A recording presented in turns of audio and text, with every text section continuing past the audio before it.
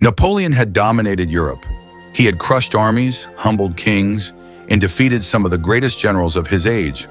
But on June 18, 1815, he faced something he could not outmaneuver. Not Wellington, not Blücher, not even the armies marching against him. He faced time, and at Waterloo, time finally ran out. 4 months earlier, Napoleon had been defeated. Exiled to the island of Elba, he was supposed to be finished, but he escaped. He returned to France, and in what became known as the 100 Days, he took power again. The European powers were horrified. They had spent over 20 years fighting Napoleon. They had bled, sacrificed, and rebuilt their armies just to stop him. And now he was back. The only way to end it was one final battle. Wellington commanded a mixed allied army of British, Dutch, Belgian, and German troops. Blücher led the Prussians. Together, they could bring a massive coalition force against Napoleon. Napoleon had around 72,000 men at Waterloo. He was outnumbered, and he knew time was not on his side. The longer the battle lasted, the stronger the Allies would become. His plan was simple, dangerous, and terrifying. Destroy Wellington before Blücher could arrive, then turn on the Prussians, win fast or be crushed. The night before the battle, heavy rain turned the ground into thick mud.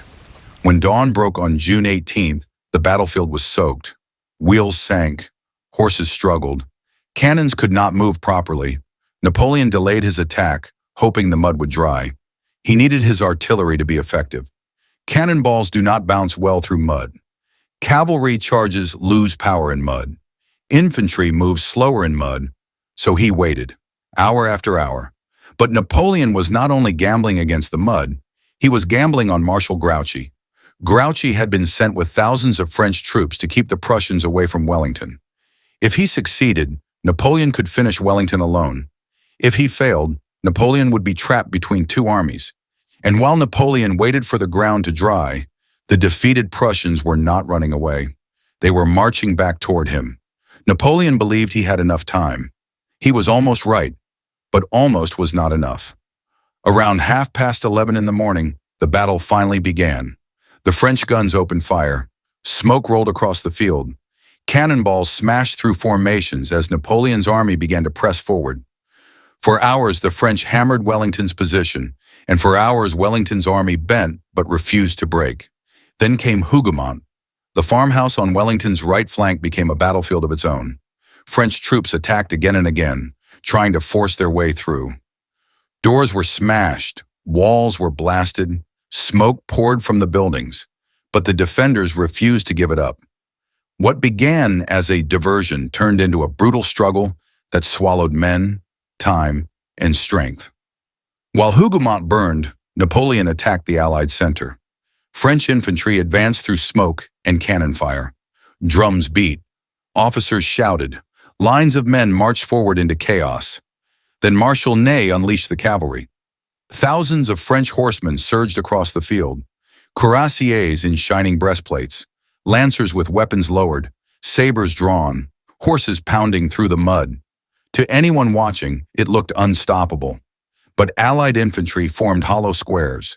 Rows of men stood shoulder to shoulder, bayonets pointing outward like a wall of steel. Horses will not willingly crash into bayonets. So the French cavalry circled, charged, pulled back, and charged again. Again and again they came. Again and again the squares held.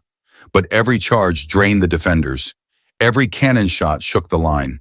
Every minute brought Wellington closer to disaster. By evening, the battlefield had become a nightmare of smoke, mud, shattered formations, and dying horses. Then Napoleon's chance appeared. La Haye-Sainte fell. This farmhouse sat near the center of Wellington's line. Once the French captured it, they had a deadly position close to the Allied center. French troops could now threaten Wellington at close range. Wellington's army was bending. His officers were asking for reinforcements. Ammunition was running low. His men had been under fire for hours. This was the moment Napoleon had been waiting for. One final push could break the Allied line. In the chaos of battle, Wellington's cavalry commander, Lord Uxbridge, had his leg blown off by a cannonball. He reportedly shouted to Wellington, "By God, sir, I have lost my leg." Wellington replied dryly, "By God, sir, so you have." The leg was later buried nearby, and became a macabre tourist attraction that visitors traveled across Europe to see. Wellington himself later said it was the nearest run thing you ever saw in your life. He meant it. 1 more hour. Perhaps only 30 minutes more. That is all Napoleon needed to break through Wellington's line. That is all he needed to win. But those minutes never came. On Napoleon's right flank, the horizon began to move. At first, it was only dark shapes through the smoke. Then columns. Then thousands of men. Blücher's Prussians had arrived. They had been beaten at Ligny only 2 days earlier, but they had not been destroyed. Blücher had promised Wellington he would come, and now he kept his word. The two Allied armies were no longer separated. They were closing like a trap. Napoleon saw it and understood immediately. His plan had depended on destroying Wellington before Blücher could join the battle. Now that chance was dying in front of him.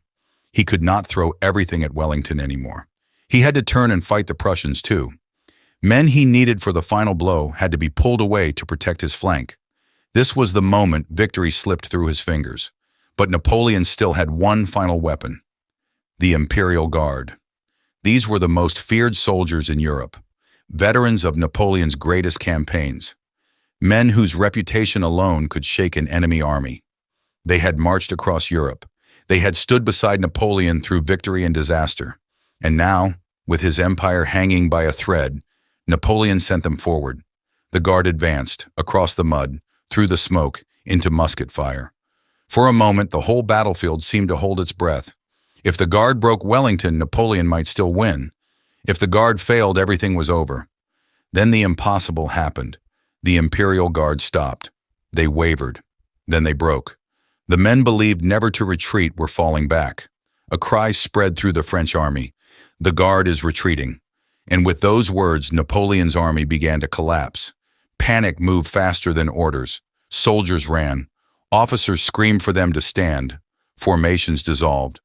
What had been an army became a flood of men trying to escape the battlefield. Napoleon's final gamble had failed. In the chaos, Napoleon's carriage was captured. It contained diamonds and a personal copy of Machiavelli's The Prince.